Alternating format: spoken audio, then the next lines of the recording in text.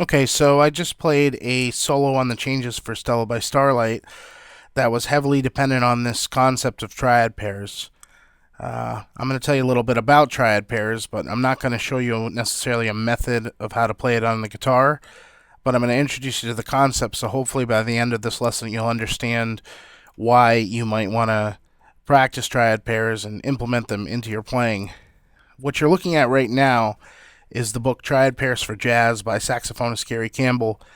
And I recommend this book as kind of a starting point for this material. I worked out of it for a long time, and then, to be honest, I ultimately abandoned it because I started sort of developing my own method that I show my private students at this point. I think the guitar is very unique in the sense that we have very specific challenges due to the messy nature of the guitar neck as opposed to the layout of a piano or a saxophone. So it's kind of a little bit harder for us to implement this material. I think if I was a pianist primarily, I would have probably mastered the first set of triad pairs within a week. But I actually spent about 6 months on it, and I sort of permutated it in every direction, in every position, and every possible contortion of the triad pairs I could possibly think of. And then after that, the rest of them came a little bit easier. And I'm kind of still working on them, to be honest, because it's very, very involved, and I think it takes years and years to learn this material. But anyway, you might be asking yourself, what is a triad pair? Well, a triad pair is two triads, and neither of the triads can share a common tone. Okay, so you can't have, for instance, a C major and an E minor as a valid triad pair. You would have to have a triad pair that had 6 distinctive notes, and that's why sometimes you might hear the term hexatonic used. Some people might say hexatonic scales.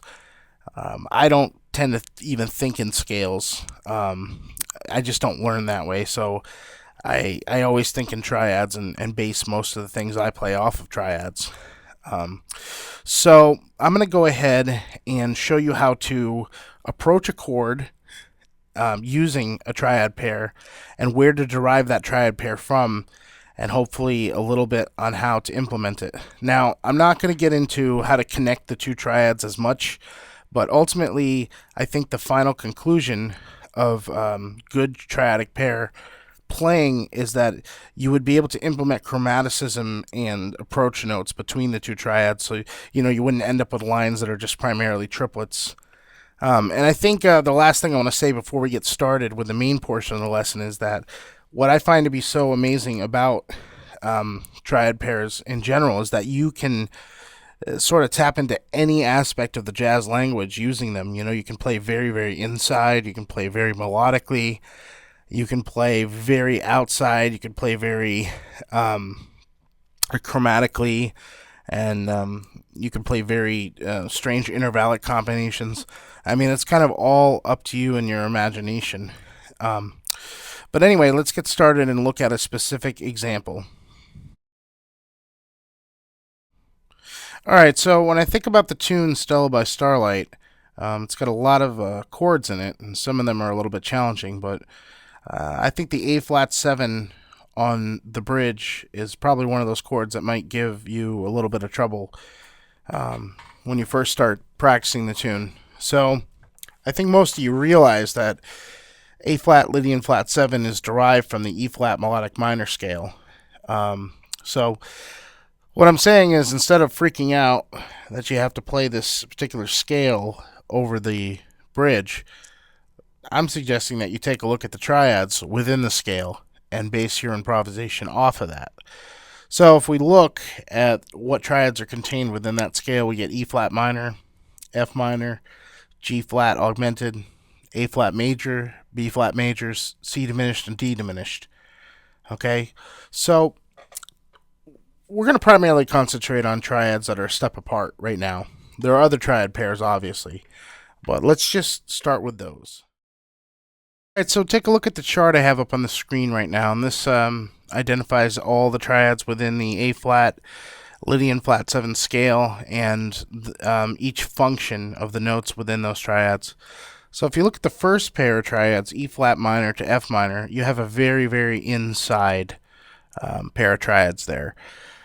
Because in relation to A flat 7, you know, the E flat minor has the 5th, the flat 7th, and the 9th. So we're looking for, obviously, triads which address the root, the 3rd, or the 7th. Those are the strongest tones within any chord. So, and then the F minor has the 13th, the root, and the 3rd. So if you're weaving between those two triads, you're gonna stay pretty inside the sound. As opposed to, let's say, like A flat major and B flat major. As you can see with the B flat major, you've got the 9th, the sharp 11th, and the 13th. So when you're weaving between A flat and B flat, you're kind of going between two triads, which are going to create a little bit more tension. So as you work through a pair of triads within any scale, kind of be cognizant of how it's going to affect the chord that you're soloing over. Sometimes you may want to be getting a little bit more tension depending on where that chord is going, and other times you might want to try to stay, you know, really inside.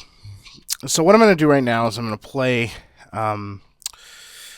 each of these triads against an A flat 7th vamp for you, and I'm going to play very simple, and I'm going to just connect each triad by one chromatic note a half step away from a chord tone. So for example, on the first pair, I'm going to play the E flat triad, and then I'm going to play a tone a half step away from one of the tones within the F minor triad. And so that's probably how you should start after you can just voice lead in triplets between, you know, each triad. So you might want to start by just taking a measure and then putting two quarter note triplets together and just playing the notes from the E flat minor to the F minor.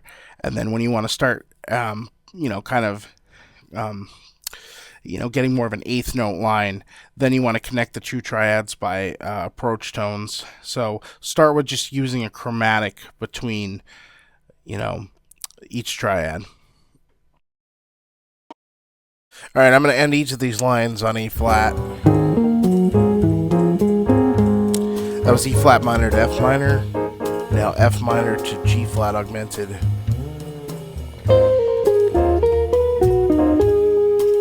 Okay. G flat augmented to A flat major.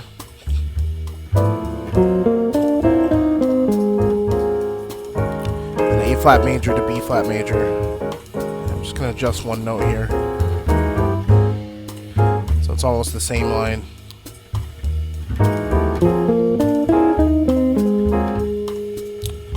And then B flat major to C diminished.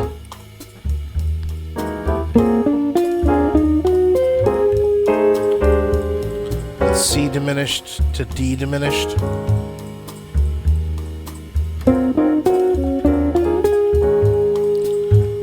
And then D diminished to E flat minor.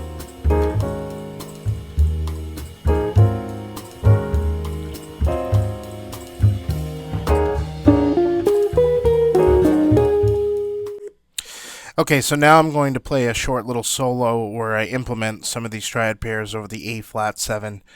And, you know, it's just to emphasize the point that, you know, when you implement triad pairs into your playing, it's not a separate idea. It's something that you want to integrate within, you know, the regular lines that you would normally play over something.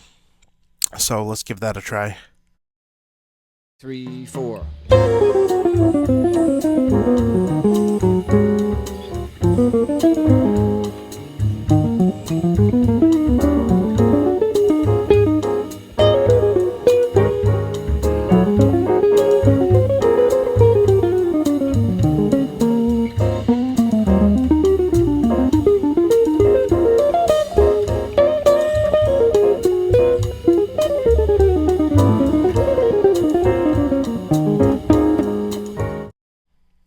Okay, that's the end of the introduction to Triad Pairs lesson.